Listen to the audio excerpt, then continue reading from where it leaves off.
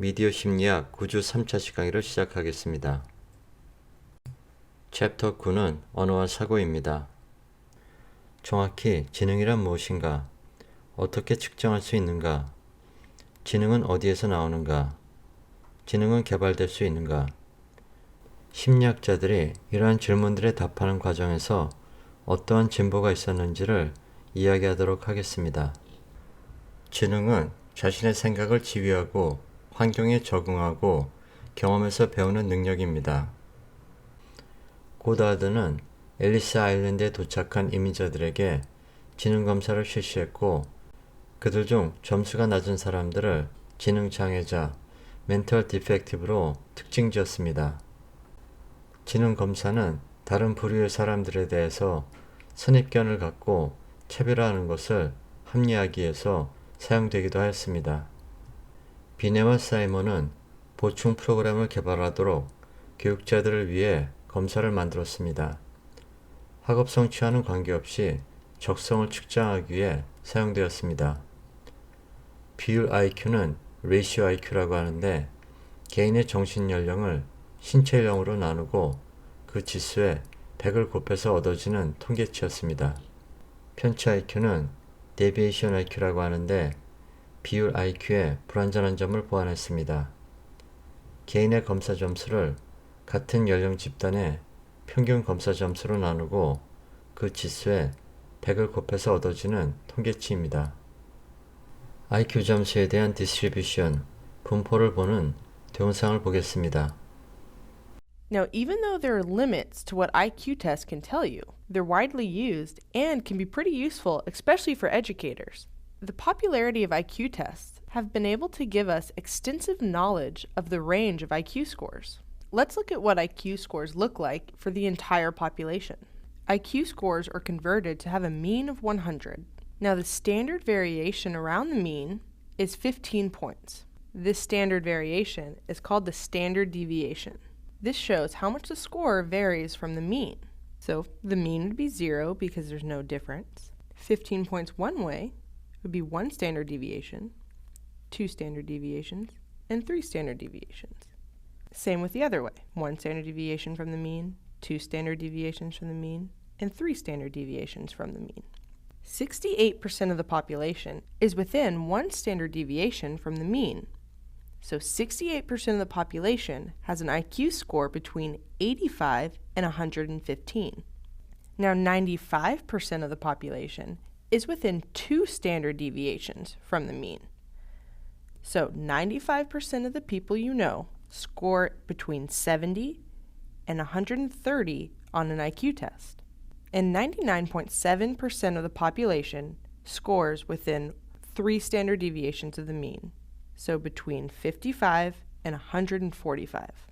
Now, as you can see, with 99.7% of the population scoring within 3 standard deviations in either direction of the mean, that doesn't leave a lot of room for people to score above a 145 or below a 55. It's only about 15 out of 1,000 people score higher or lower than either one of these two extremes. We also did an example like this in Lesson 2, the research methods lesson. You should go back and check it out if this is a little confusing. Now, traditionally, those who have extreme IQ scores are given labels, such as a genius, who scores above 140 on an IQ test, because not a lot of the population scores that high. Or intellectually disabled, those who score less than 70 on an IQ test, because again, not a lot of the population scores that low. 비네와 사이먼의 검사는 아이들의 학교 수행을 잘 예측했지만 다른 기여 요인들도 있었습니다. 지능 검사는 지능을 측정하지 않고 그런 행동과 연관성이 있는 과제의 수행을 측정합니다. 인생의 여러 결과 중에서 학업 수행, 교육을 받는 기간, 직업적 지위, 소득의 좋은 예측 변수가 될 수 있습니다. 오늘날 가장 널리 사용되는 검사는 스탠포드 비네 검사와 웨이스 검사입니다. 웨이스 검사의 아동용은 위스크 검사가 있습니다. 스탠포드 비네 검사에서 나올 수 있는 문제의 유형입니다. 빈칸에 4개의 답 중에서 하나를 고르면 됩니다. 지능 검사는 이러한 도형 분야 외에도 언어와 숫자 등 다른 분야도 측정합니다. 인생의 결과와 지능은 높은 상관관계를 가지고 있습니다. 낮은 지능을 가지고 있으면 통상적으로 부정적인 인생 결과를 가져올 수 있습니다. 표의 왼쪽 열은 인생에서의 부정적 결과의 유형을 나타내고 있습니다. 나머지 열들은 이러한 부정적 결과의 유형별로 IQ 수준별 해당되는 사람들의 비율을 나타내고 있습니다. 지능이 하나의 능력인가 여러 개의 능력인가에 대해서는 논란이 있어 왔습니다. 지능의 이요인 이론을 주장했는데 모든 과제는 일반 지능 G와 과제의 고유한 특정 기술 S의 통합을 필요로 한다는 이론을 주장했습니다. 덜스톤은 G에 반대했고 여러 기본 정신 능력이 있다고 주장했습니다. 현재의 지능검사 데이터는 일반 지능 G를 맨 위에 놓고 특수 지능 S를 맨 아래 놓습니다. 집단 요인이라 불리는 중간 수준 능력 M은 가운데 상정하는 세 수준 위계 모형을 사용하고 있습니다. 캐롤은 중간층에 8개의 지적 능력이 있다고 제안했습니다. 유동지능, 플루이드 인텔리전스는 추상적 관계를 파악하고 논리적으로 추론하는 능력입니다. 결정지능, 크리스털라이즈드 인텔리전스는 지식을 보유하고 사용하는 능력으로 경험을 통해서 얻은 것입니다. 스턴버그는 중간층에 3개의 지적 능력이 있다고 믿었습니다. 분석지능과 창의지능과 실제지능이 그것입니다. 가드너는 영재와 서번트 연구를 통해서 8가지 지능이 있다고 주장했습니다. 영재 프로디지는 비범한 능력이 있고 지능이 정상인 사람인 반면 서번트는 비범한 능력이 있고 지능이 낮은 사람입니다. 정서지능은 이모셔널 인텔리전스라고 하는데 정서에 대해 추론하고 정서를 사용하여 더 나은 추론을 하는 능력입니다. 지능 검사 중에 레이븐 누즈냉열 검사는 문화적 영향을 받지 않는 비어휘적 추리 능력을 측정합니다. 정서지능 검사에서 테스트하는 질문들입니다. 1번 항목은 사진을 본 뒤에 정서적 표정의 인식 능력을 측정하는 것입니다. 2번 항목은 글을 읽은 뒤에 외부 사건에 대한 예상되는 정서 반응을 예언할 수 있는 능력을 측정합니다. 지능은 어디에서 오는가에 대한 연구 결과를 소개합니다. 갈톤은 지능의 기원에 관심을 가졌고 유명한 가족들의 계보를 연구해서 지능은 물려받는 것이라고 결론지었습니다. 그러나 후속 연구들을 통해서 지능은 유전과 습득의 조합물인 것으로 밝혀졌습니다. 지능의 영향을 연구하기 위해서는 생물학적 요인과 환경적 요인이 분리될 필요가 있습니다. 일란성 쌍둥이는 2개의 난자가 서로 다른 2개의 정자와 수정되어 성장한 쌍둥이입니다. 일란성 쌍둥이는 1개의 정자와 수정된 1개의 난자가 2개로 갈라져 성장한 쌍둥이입니다. 공유된 환경, shared environment는 한 집안의 모든 일원이 경험하는 환경적 요인들입니다. 공유되지 않은 환경, non-shared environment는 한 집안의 모든 일원이 경험한 것은 아닌 환경적 요인들입니다. 이 두 사람은 20살 때 뉴욕의 주차장에서 우연히 마주쳤습니다. 서로가 똑같은 얼굴의 사람을 보고 충격에 휩싸였습니다. 그들이 태어나자마자 서로 다른 가정에 입양된 것을 그때서야 알게 된 것이었습니다. 이 경우는 일란성 쌍둥이로서 유전자는 100% 동일하고 자란 환경이 다른 케이스가 되겠습니다. 유전자의 작은 차이가 실제 세계에서는 큰 차이를 낳게 됩니다. 염색체 15의 한 유전자가 작은 개가 될 것인지 큰 개가 될 것인지를 결정할 수 있습니다. 다음은 IQ가 네이처 및 널처와 어떤 관계가 있는지에 대한 동영상을 보도록 하겠습니다. Now let's look at how nature and nurture affect IQ. Identical twins share 100% of their genetic makeup. They're genetically identical. Fraternal twins share only 50% of their genetic makeup. This is also true for siblings and parents. So you share 50% of your genetic makeup with each one of your parents. So 50% with your mom and 50% with your dad. And you share 25% of your genetic makeup with your grandparents, aunts, uncles, nieces, and nephews. And people you're not related to? Well, you guessed it. You share 0% of your genetic makeup with them. So we can turn these percentages into numbers ranging from 0, not related, to 1, being identical twins. This is called genetic relatedness. Now, environment has to vary too. Typically, biological parents and children live in the same household, but that doesn't necessarily mean they have the exact same environment. But it is very similar. Now, of course, there's also cases where biological parents and siblings are raised completely separate from each other. For example, when people are adopted.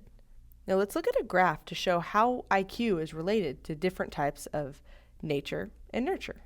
Here are our IQ correlations. Remember, 0, 1, 2, 3, not very good. They're not really related. But high correlations mean they're really similar. And here, we'll see if they share an environment or not, meaning if they live together or if they don't. So first, let's look at identical twins. They have a 1 on genetic relatedness. Here we can see that identical twins who were raised together have a 0.85 correlation between IQ scores. So because they're genetically identical and they were raised in the same environment, their IQ scores are really similar. But we know nature matters because identical twins who also have a 1 in genetic relatedness, because they're genetically identical but were raised apart, so they didn't share the same environment, have a 0.75 IQ correlation, meaning they're still really similar, but not as close as if they were to live together. Now let's look at genetic relatedness of 0.5, meaning sharing 50% of your genetic makeup. So fraternal twins share 50% of their genetic makeup. Those who are raised together, so they shared an environment, have a correlation of about 0.6. So that's pretty related. However, if they're raised apart, it goes just below 0.4, showing that environment does play a big factor in IQ. Siblings, again, who you share 50% of your makeup with, those who are raised together with a shared environment have just below a 0.5 correlation, so it's not very related. However, if the siblings were raised apart, so they didn't share an environment, this significantly drops to just above a 0.2, which is a really low correlation. And parents who raised their children, so sharing an environment with them, again had less than a 0.5 correlation. However, when they didn't share an environment, again it drops to about a 0.2. These show the importance of environment. Now let's look at adoption. So these people have 0 genetic relatedness, but they share the same environment. So adopted siblings are just above a 0.3 in their IQ correlation.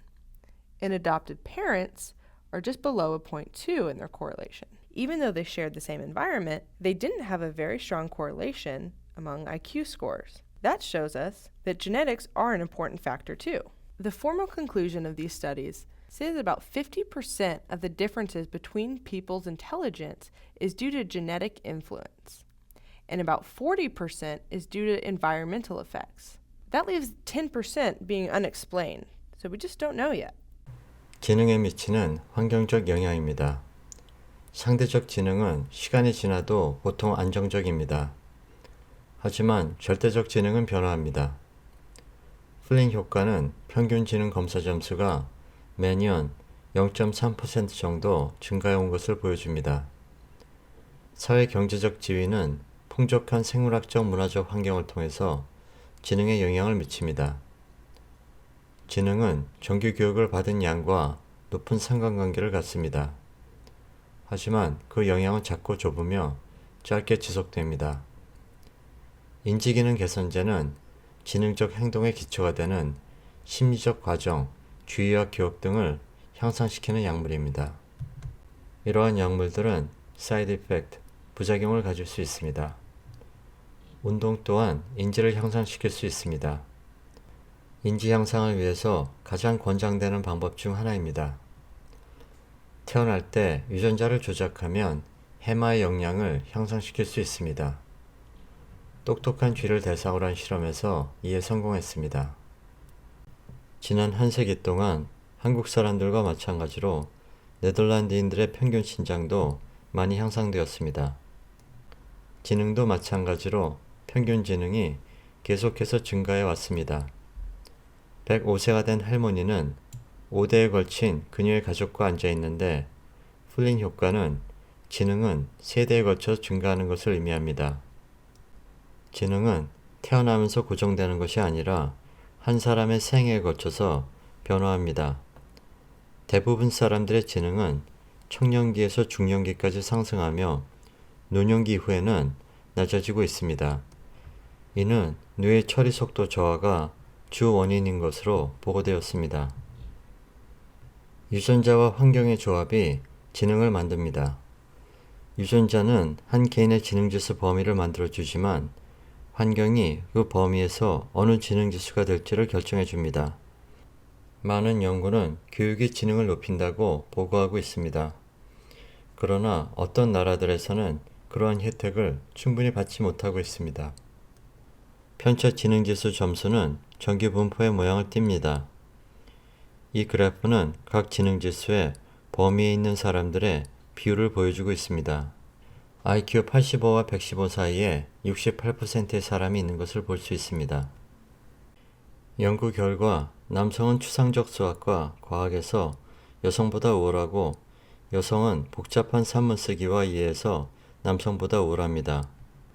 그러나 그것은 평균이 그렇다는 것이고 코발레프스키처럼 문학과 수학 양쪽에서 다 뛰어날 수도 있습니다. 지능 검사를 하면 어떤 집단은 다른 집단보다 더 똑똑한 것으로 나옵니다. 과학자들은 지능검사 수행에서 집단 차이가 있다는 점에 동의합니다. 인종적 차이가 있는데 백인이 라틴계 사람보다 높고 라틴계 사람은 흑인보다 높습니다. 그런데 가장 높은 집단 중 하나는 한국 사람들입니다. 남성과 여성은 특정 인지검사에서 서로를 능가합니다. 이전의 IQ 검사는 문화적 평양을 반영했었는데 이제는 그러한 점들이 많이 없어졌습니다. 검사 상황 또한 편향을 일으킬 수 있습니다. 학생들이 대학 수학능력 시험을 치르고 있습니다. 사람들은 자신의 인종적 편견이 확증될 것이라고 생각하는 환경에 있으면 시험 수행에 영향을 받을 수 있습니다. 생명과학 기술이 빠르게 발전하고 진 에디팅이 가능해짐에 따라서 아이를 영리하게 만드는 것이 옳은지에 대한 논란이 존재합니다. 오늘날 질병과 유전적 이상을 예방하기 위해서 태아를 검사하고 조작하는 여러 기술이 존재합니다. 미래에는 과학자들이 지능을 조작할 수 있게 될 수도 있습니다. 어떤 사람들은 유전자 선택과 조작에 반대하고 다른 사람들은 바람직한 특성을 위해서 태아를 검사하는 것에 아무 문제가 없다고 주장합니다. 부모들이 자녀의 지능을 높일 수 있도록 유전자 검사 또는 유전자 치료의 사용을 허락해야 하는가가 논쟁 이슈입니다. 어펜딕스입니다. 지금까지 시청하신 것으로 이번 차수의 수업이 인정됩니다. 피러슨 교수의 인텔리전스 강의를 듣도록 하겠습니다. People have been studying intelligence, IQ intelligence, since the 1920s, and it is a very well-established branch of psychology. One of the things I have to tell you about IQ research is that if you don't buy IQ research, you might as well throw away all the rest of psychology. And the reason for that is that the psychologists, first of all, who developed intelligence testing were among the early psychologists who instantiated the statistical techniques that all psychologists use to verify and test all of their hypotheses. So you end up throwing the baby out with the bathwater. And the IQ people have defined intelligence in a more stringent and accurate way than we've been able to define almost any other psychological construct. And so if you toss out the one that's most well-defined, then you're kind of stuck with the problem of what are you going to do with all the ones that you have left over that are nowhere near as well-defined or as well-measured or whose predictive validity is much less and has been demonstrated with much less vigor and clarity. anyways, despite all that, people have posited a number of different intelligences, and reasonably so, because if you think of intelligence as that which might move you forward successfully in the world, obviously there's a fair number of phenomena that are associated with individuals that might fit into that category. So we have Bob Sternberg, for example, is distinguished between practical versus analytical intelligence, and he kind of thinks of practical as like street smarts, and has attempted to dissociate that from the kind of analytical intelligence that that characterizes more straight IQ research. I don't think he's done it successfully as well at all, and since the 1990s, interest in his practical intelligence has declined precipitously, because when it is matched head to head with standard IQ intelligence, the IQ intelligence eats up all the variability. What's really happened, as far as I can tell so far, is that when we're trying to predict people's course through life, IQ does a very good job, and then one of the traits does a very good job as well, which is conscientiousness. But it doesn't do as good a job as IQ. Now that partly might be because we can't measure conscientiousness very well. We're stuck with self-reports, or maybe I could gather peer reports about you, or I could gather your parents' reports about you, or teachers' reports, and each of those seems to pick up a little bit more of the pattern, because you know yourself, but other people know you differently than you know yourself, and there's still some accuracy in that. You can get multiple rater reports of something like conscientiousness, and that'll up its predictive validity.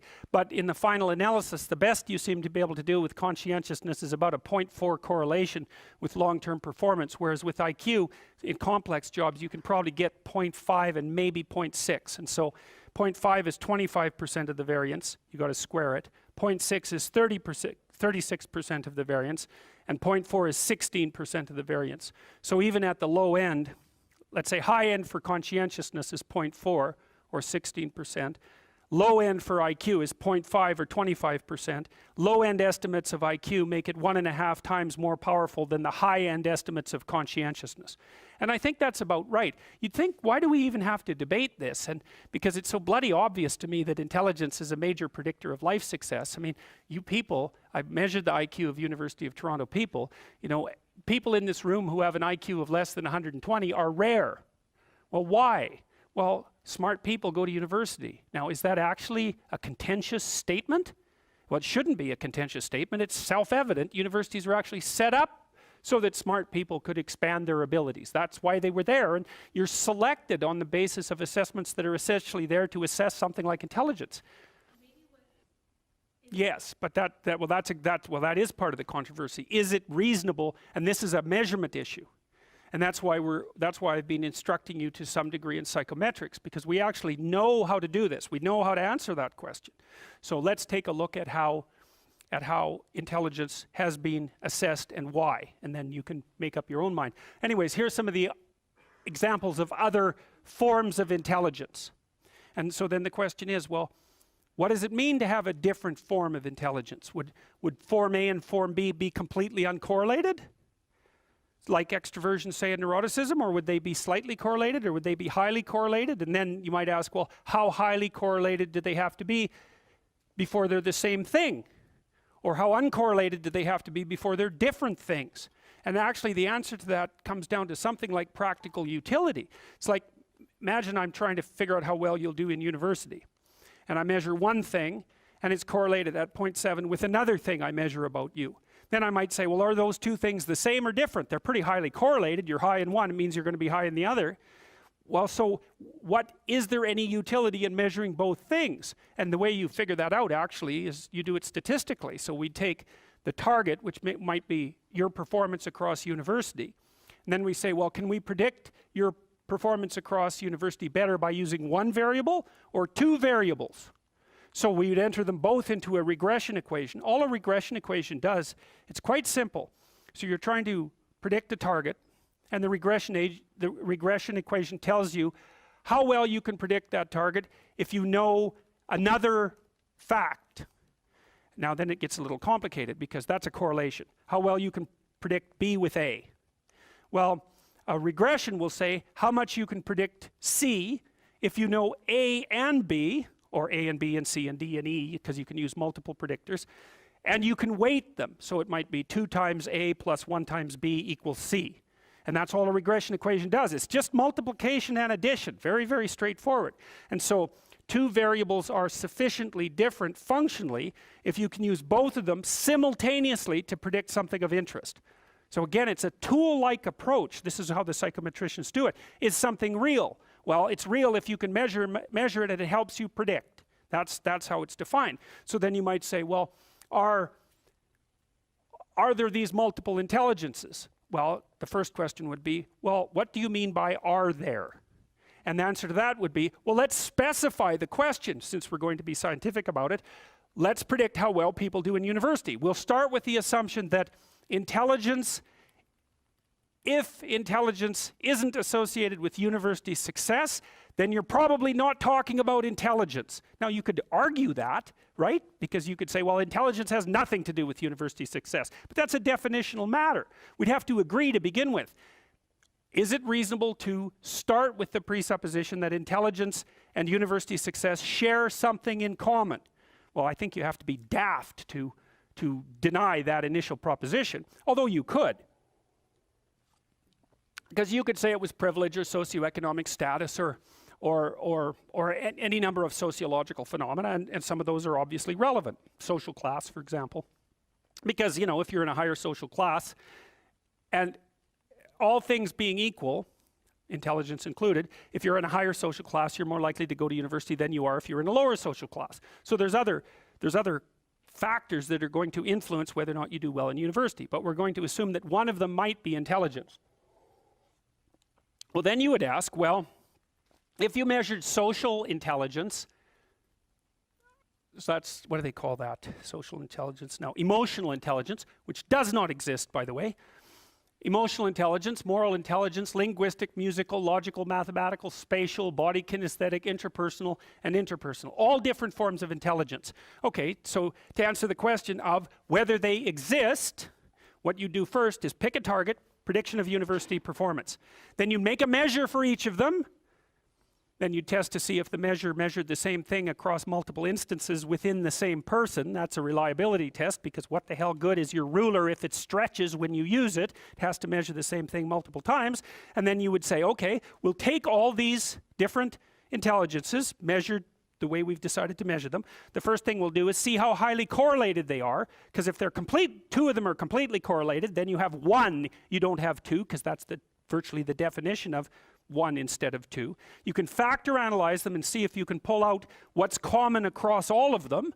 That's another thing, because then you might say, well, intelligence is what's common across all the measures of these intelligences.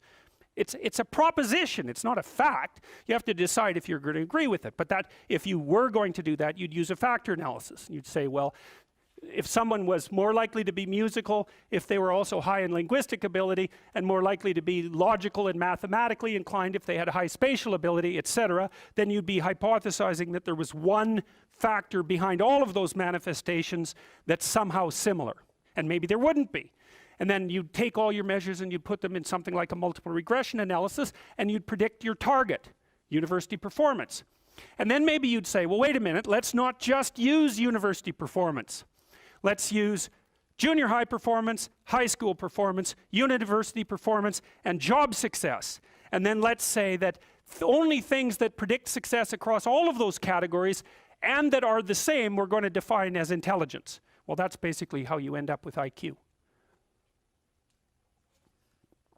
You could say that IQ is what's common across all possible sets of intelligence tests. Now, people are going to debate that, because you still have to define what constitutes a test.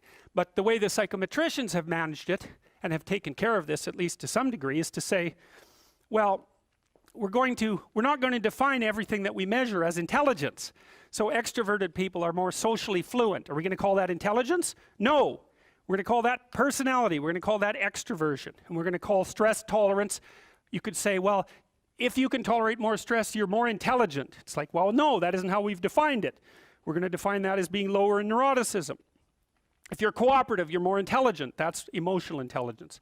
Well, what? You're less intelligent if you're competitive?